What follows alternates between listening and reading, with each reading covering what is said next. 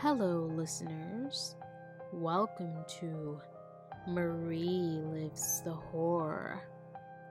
This is episode 11 of the series of True Paranormal Ghost Stories. In this episode, I bring you 7 chilling tales of true paranormal experiences. So without further ado, step into my horror chamber as we live the horror together. Number 1. Something strange happened to my dad and brother at the library. So, for context, my great-grandpa on my dad's side was a total badass. He was there at Normandy on D-Day, fought, and then his entire platoon was blown to pieces. He was dragged away to a German POW camp and pronounced dead when his dog tags were found in a puddle of blood. For a year, my great-grandmother insisted her husband was still alive out there, and then the camp was liberated, and he went home a Purple Heart awardee. He had a big family, had a long life, and was all around a great dude. 10 years after he passed, my brother is in the Boy Scouts, and my dad is the troop leader. They were working on a badge that required them to tour the local library.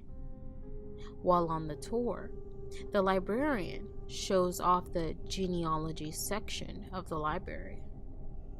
It is massive and is composed of rows and rows of files in multiple metal drawers. She explains that they contain things like newspaper articles, death records, etc. from our county dating back to the 1800s. She then opens a random drawer and pulls out a file. That has my grandpa's name on it, my brother says. On the file, it was labeled with my great-grandpa's name and a date. Shocked, the librarian opens it, and inside is the newspaper article announcing the date of when he quote-unquote died on D-Day, and a bit about him and my grandma. We didn't even know that article existed before that day. Obviously, my brother and dad are thoroughly creeped out, as there was literally no way that woman could have known to pick that file. Now, was this a weird coincidence or something else?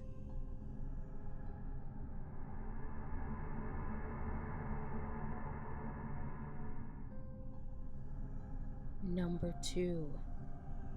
My experience with a Ouija board. So, I posted this on Facebook after I was asked about it by someone in a paranormal group and decided to share it on here. It's about an experience I had in college and probably shouldn't have done. I did learn through this that I may not be as easy to possess.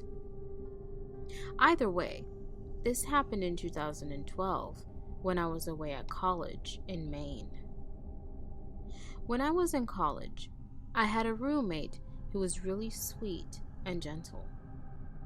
I loved her. She was a great person, but extremely simple, if you know what I mean. One night on the weekend, we decided to make a Ouija board because we were bored.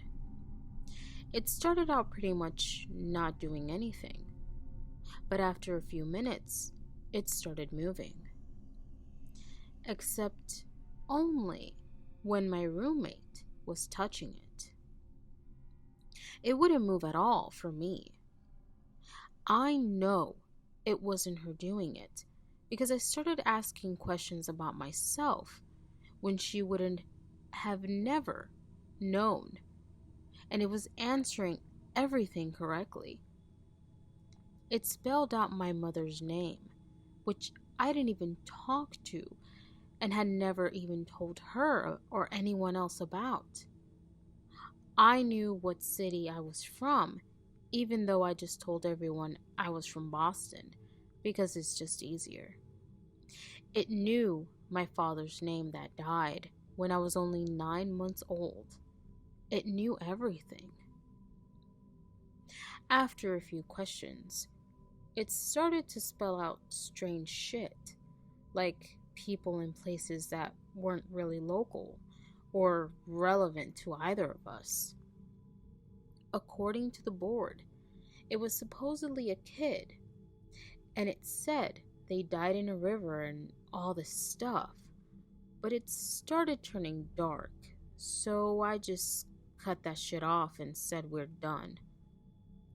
I said my goodbyes and decided to put it in the trash, but my roommate was still acting weird. She had this dark demeanor about her, which is literally nothing like her. I asked her, "What the hell is going on with you?" She just said it was nothing and just laid down for some reason on top of her covers. So I shrugged it off and went to the lobby of the dorm to watch TV. Later that night, when I went to bed, she was still laying in that same position, but I just decided to ignore her and go to bed. That night, I couldn't sleep for shit and kept seeing a black figure pop up out of the bathroom doorway that was placed directly in front of my bed.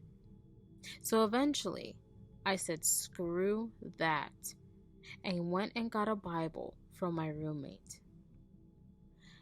That apparently didn't help my case because little things started moving around on my desk to the point where I went and slept on the couch in the lobby. My roommate really didn't want to let me, but I told her I'm not going back in there until either God himself shows up or sunrise, because we messed up and something is not right. Eventually, I did end up back in my room, and I did fall asleep out of pure exhaustion.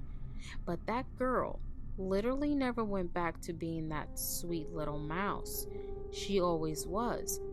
And even to this day, she's just so different. I feel bad because nothing happened to me in a way it affected her. But I didn't intend on anything to happen like that. I felt literally nothing when we touched the board except a weird rocking back and forth in my body that wasn't visible to my roommate. When I touched the cup we used, I felt nothing, and it didn't move or anything. It only moved for her. This was a very weird experience and will never again happen, as far as I'm concerned.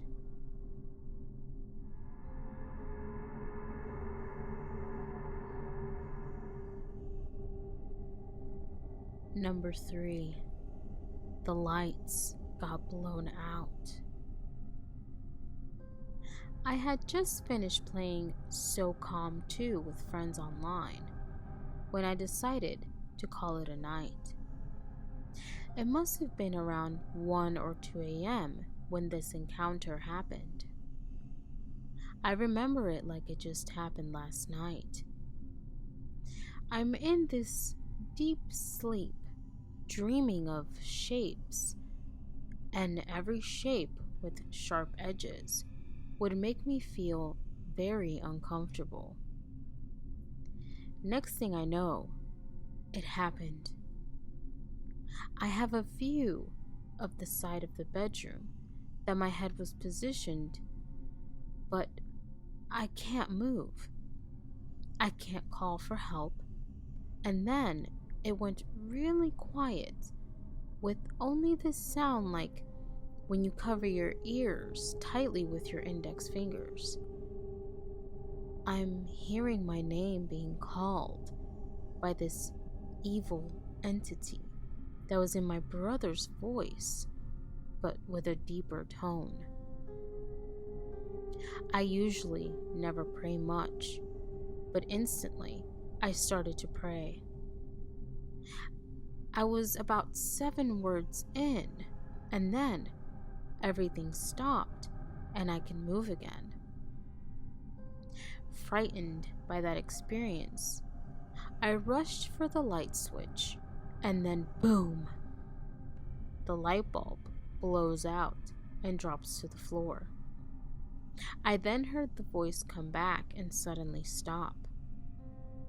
I actually woke up, freaked out again without thinking I had reached for the light switch in the dark room.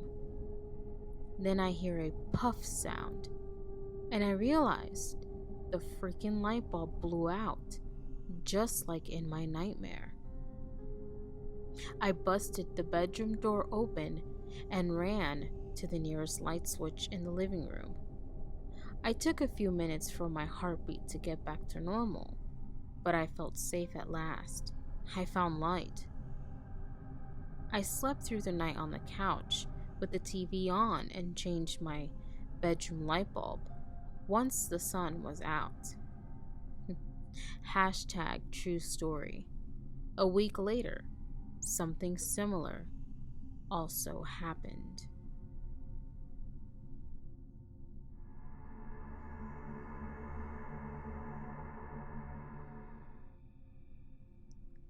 Number 4. My dining room chair kept moving. Anyone who knows me knows this story. After lurking for weeks, I think I'm going to post it here as well. It happened a few years ago. I and my long-term boyfriend had broken up a couple of months prior, and I stayed in the apartment while he left. The time after the breakup was hard, and I did a lot of stupid shit.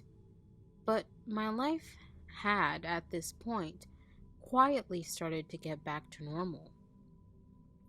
I saw my friends often, but when I was alone in my apartment, I couldn't help feeling lonely, as I was used to another person being there 24/7. It all started when I was visiting my parents. I had a friend come by and feed my cat while I was gone. He sometimes slept there as it was closer to his work than his own place was.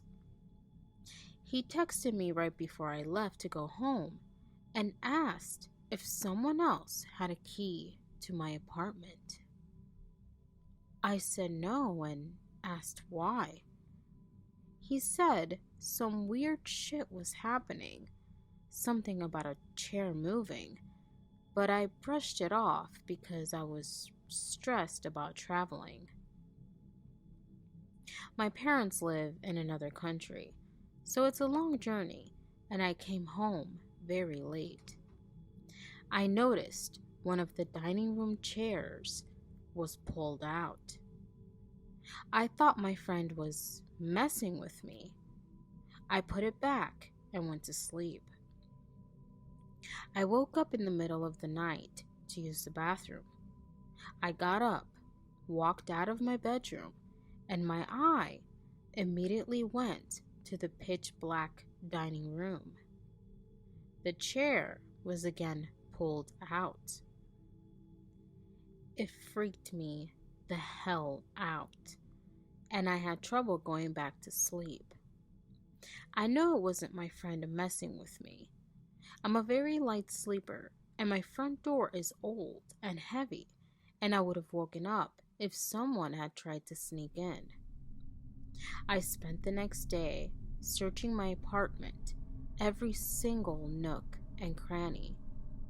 I thought maybe someone was already inside, and seeing as I lived alone, this was creepy as hell. But no, I found nothing. I've lived there a couple of years, and stuff like that have never happened before. I decided to just leave the chair out, trying to ignore it, telling myself it was no big deal. But sometimes, when I woke up in the morning or got home late at night, the chair had moved again. It moved closer and closer to the wall until it was so close up against it. I tried to ignore it, but as I said, I was alone, and it really creeped me out. I thought maybe I was crazy, but my cat did something that made me think I wasn't imagining it. She has a favorite toy that she always brings me.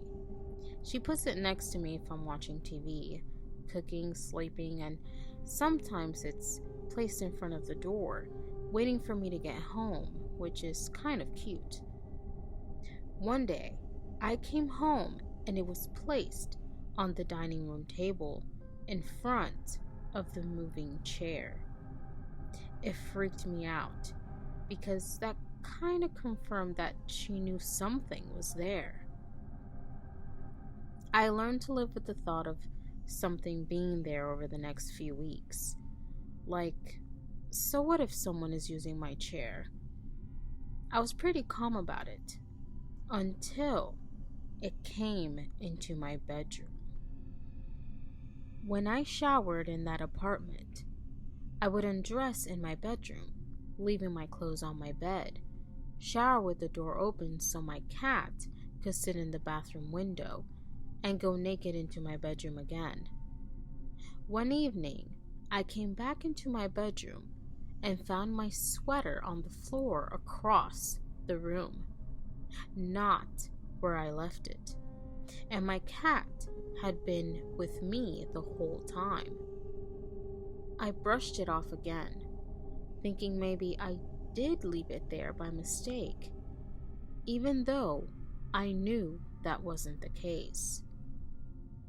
The last time something unusual happened in that apartment was in the middle of the night, a few weeks after it had started. I woke up suddenly and found myself to be instantly wide awake. I felt my cat walking behind my back as she gently pulled the covers and breathed on my arm. I reached out behind me to pet her, but couldn't feel anything but the bed. I turned around and turned on the light. She wasn't there.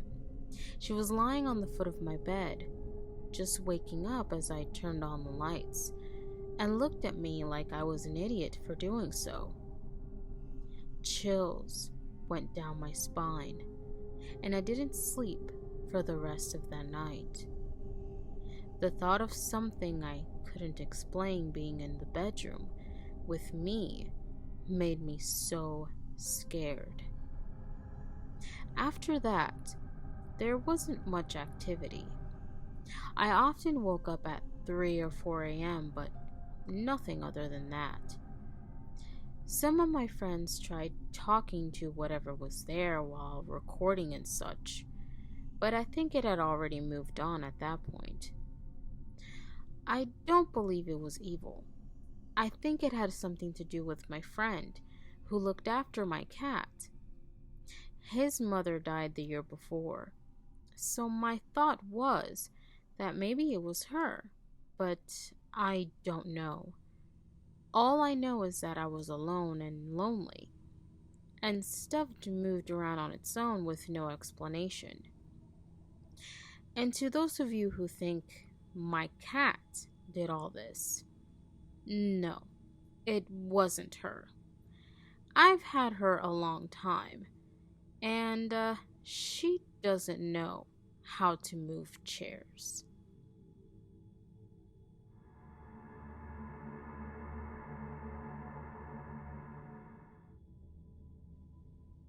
Number 5. We're not in your head, we're in your house. My family, specifically my father and I, have many paranormal experiences between the two of us, and shared experiences as well. This happened to him a few months ago at the house he's been living at for over a decade, where I've also been witness to many strange occurrences. My stepmom is sort of involved in this. For the sake of storytelling, I will call her Kim. We often go back and forth talking to each other about our encounters, because we've both had so many. Some I'll likely share here in the future, but after he told me this one, it genuinely sent shivers down my spine. I'm going to tell it exactly as he told me.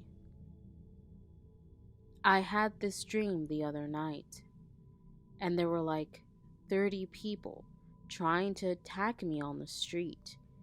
Cars kept passing, and I was trying to wave them down, but nobody would stop to help. Finally, someone stopped their car and asked me, "Hey man, what's going on? What's wrong?" I tried to tell him, "There are these people. They're going to fucking kill me, and no one's stopping to help. They're going to kill me." This person then said, "What are you talking about? There's no one else here." And they drove off. I dropped down to my knees and got in the fetal position. I closed my eyes and I started screaming, "Get out of my head! Get out of my fucking head!" That's when I heard someone, like they were saying it into my ear. "We're not in your head. We're in your house." That was when something slammed down on the computer desk and woke me up. The computer was on, but Kim was asleep and no one else was home. A little bit more backstory. We've had a lot of intense encounters at this house. Me and my brother haven't lived there in years, but one thing that now happens nightly is that every night my dad turns the motion censored air condition and the computer off. Specifically because he knows that no matter what, they'll always inexplicably be back on in the morning.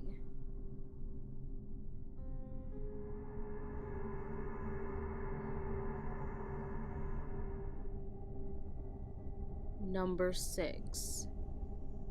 This next story comes from a fellow podcaster by the name of Sam from the Twisted Tales podcast. This story is entitled "Frozen Man in My Garden."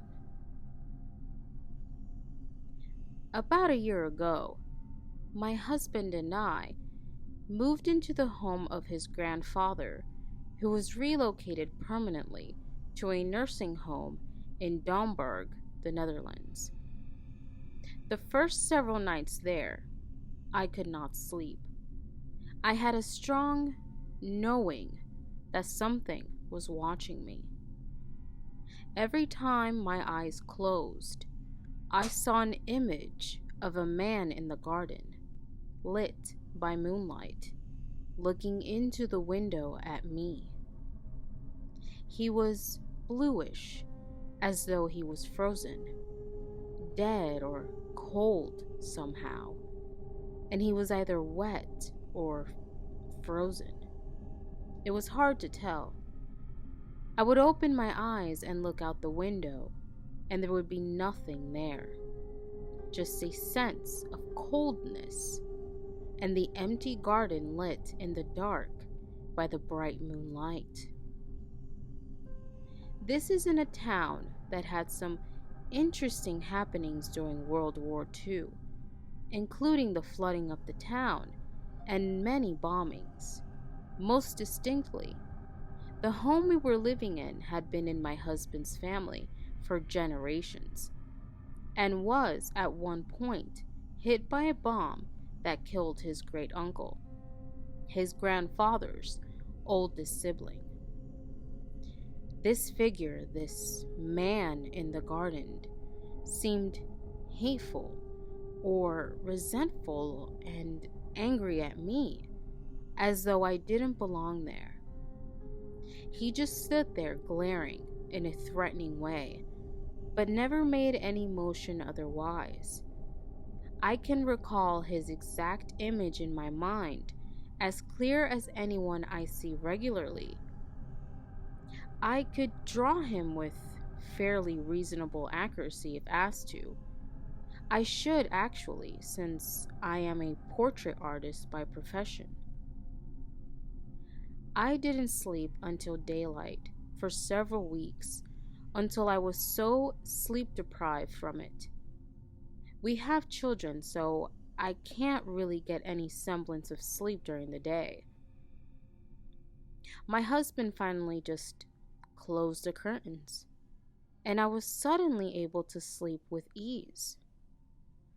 I don't know why the curtains were such an effective solution or barrier, but I have always been very sensitive to spirits and the energies beyond the veil, and have very easy and strong access to this space in which other energies exist outside of our typical day-to-day life. As a practicing wind walker, hereditary shamanistic tradition I belong to from my family and ancestors, this is not shocking to me, but I am curious to find out who he was and why he was there. What is his story and what happened? Also, why was the curtain so effective at keeping him out?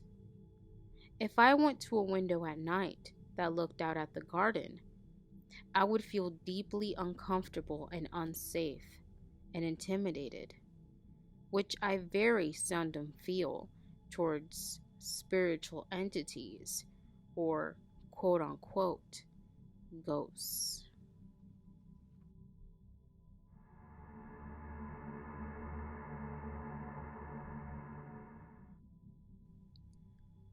Number 7. My mom worked as a charge nurse. My late mother told me her ghost stories of a time where she worked as a charge nurse of a well-known hospital in my state. Please forgive me if the story is hard to follow, as she told me the story when I was a kid.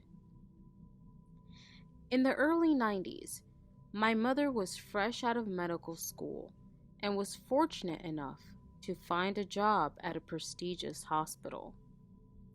The only downside of taking this job was the fact that she would be working the graveyard shift, a typical hospital night shift. It would be 11 p.m. to 7 a.m. A couple of months into the job, she found out one of her good friends from medical school had gotten a job at the same hospital as her. Unfortunately for my mother, her friend had gotten a day shift. On this particular day, my mother's friend ran into some car trouble and couldn't get a ride home. My mom, being the helpful person she is, told her friend she could pick her up and take her home before her shift started. My mom picked her friend up and took her home. My mother's friend was thankful for my mother and insisted that she should stay and eat some dinner. My mother couldn't turn down the offer as she rushed out of the house to go and pick up her friend. My mom and her friend sat at the dining room table eating dinner. In front of the table in the family room was a large fish tank. Looking at the tank, my mother noticed that all the fish were pressed up against one side of the fish tank. She wasn't bothered by this, but asked her friend, and this is paraphrased from what I remember of the story, "Did you forget to feed your fish today?" "Why? All of your fish are out and pressed against one side of the tank." My mother's friend looked at the tank and then she laughed. Maybe it's my uncle. The fish would do that when he would look through one end of the tank." "I thought you mentioned to me your uncle had passed away when you were in medical school." "Yeah, sometimes I think he is just standing there, looking at the fish, or maybe I'm just losing it." They both laughed it off and finished dinner. My mother thanked her friend for dinner and left to make it to work on time. My mom was less than a mile away from work when she saw blue lights light up in her rearview mirror. She thought to herself, "Was I speeding? Did I forget to signal? Did I accidentally run a stop sign?" All of this ran through her head as she pulled over for the police officer. The police officer came out of the car and up to the driver's side window. His flashlight was blinding my mother's eyes. The officer asked, paraphrased from what I remember, "License and registration, please. Do you know why I pulled you over tonight?" "No, sir," she replied. "Well, the person in the passenger seat is jumping around and clearly isn't wearing a seatbelt." "How can that be?" My mom confusingly looked over to the passenger seat, and of course, the seat was empty. The officer shined his flashlight into the car and froze. My mom turned to look at the officer, who was visibly shaken and pale, and after a few seconds, the officer began to mutter, No, not today." He slowly paced back to his car, and in a flash, the officer took off. My mom laughed and brushed it off. Must be Uncle, she thought. My mom arrived for work and began her normal work routine. The night shift didn't faze her until 12 a.m. rolled around. While finishing some patient paperwork, out of the corner of her eye, she spotted someone walking around in a patient gown. Concerned, she nudged one of her co-workers to check on the patient who was walking around in the hall. He got up, looked down the hall, and immediately turned around toward my mother. There's no one there. Confused, she looked over the desk, and indeed, there was no one except other nurses and doctors in the hall. At around 2 a.m., my mom had gotten tired and decided it was time to go get some coffee. She got up from her desk and began walking to the break room. On her way to the break room, she spotted the patient, the same patient wandering around the hall. Not wanting to disturb the other patients and nurses, she decided to follow this patient. She followed the patient until he turned and walked into one of the other patient's rooms. She walked up to the room and looked into it, expecting to find someone. Instead, she walked into an empty cardiology room. My mother walked out and began to think if she was losing her mind. Before exiting the room, she looked at the room number that read 616.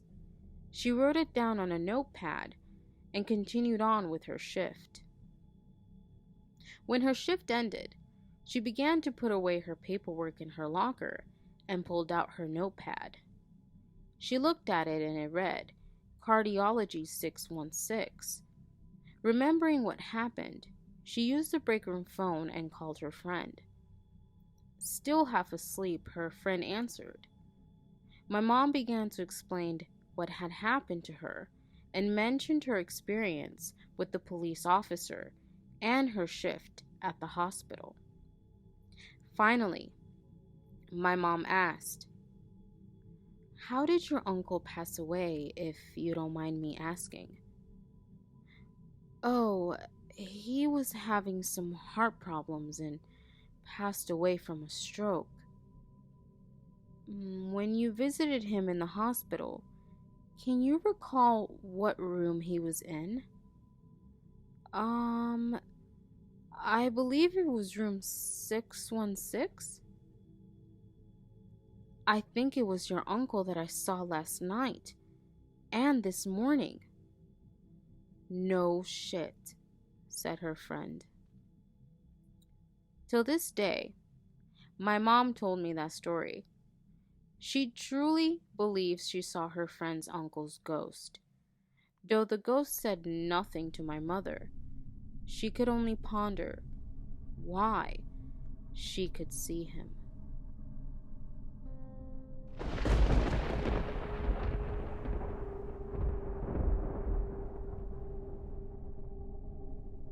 Hello, listeners. Thank you for listening to this episode of True Paranormal Ghost Stories as you live the horror with me. If you would like to submit some of your own true paranormal experiences for me to narrate on this channel, check the description down below and send them over to my email. Do not forget to subscribe and click on the notification bell to keep up with future episodes. Thanks for listening. I am your host, Marie Lives the Horror.